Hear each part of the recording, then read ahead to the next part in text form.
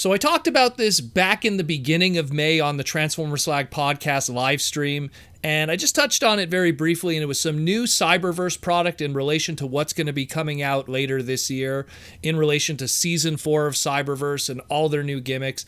And it was this oversized product, this $49.99 large self-transforming product, as it was called, the Transformers Bumblebee Cyberverse Adventures Roll and Change Bumblebee and a Roll and Change Optimus. It reminded me of the Rollout Optimus from the Transformers animated line. They did that Supreme Class one that was also a large product, large price point size thing. And now Hasbro has put out a press release in relation to that. And not only do we have more information on the product, but we have even more information on the overall theme with the Dinobots, the subheader, the subline, and we're going to jump into that. So, first thing that they covered last week was, hey, we're getting Cyberverse Season 4. It's going to be some TV specials or TV movies. They're going to be on Netflix initially. It's going to be on November 21st, 2021. It's going to be two of them. One of them is going to be called The Immobilizer, and the other one's going to be called The Perfect Decepticon. We have some, minor blurb spoilers, but I won't get into that too much today. But pretty much the return of Megatron X, and the other one involves some Dinobots and Cybertron being frozen in time, so to speak. Now we have this product here. We finally get to see the packaging and everything. And on the packaging itself, there's this big subline attention to something called Dinobots Unite. Now, we know that Volcanicus is going to be getting a toy at some point, so that's probably going to play into that Unite idea, but it also brings up the idea of the Dinobots coming together as a team itself, because up to this point, we only had Grimlock in Cyberverse, and now we have all the other members of Swoop, Sludge, Snarl, and Slug, or Slag. Take your pick. It's going to be Slug, though. And the advertisement and explanation is, as a powerful new threat targets Cybertron, it's up to Grimlock and his new friends, the Dinobots, to unite and save the planet, discover the unique power and skills of each Cyberverse character, and see how those powers could be used to defend Cybertron or threaten it. So this also plays into the gimmicks of the price points here. So again, this oversized product has kind of a fusion of the battle call stuff going on, along with the Energized Armor stuff that we've had from Cyberverse previously. Obviously doesn't have the battle call gimmick itself, where loud vibrations of the voice will make the light on the chest, the LED on the chest, go bright. Instead, what's going on here is you have a auto-transforming gimmick. Again, they call it roll and change because they can't use roll and transform. They really want to keep with something that they could, trademark, roll and convert, stuff like that. So from what we saw in the promotional videos, you roll the Bumblebee forward and it automatically transforms and steps up, which is pretty cool. Very similar, again, to the Rollout Optimus Prime that came out back in 2009, 2010-ish from Animated.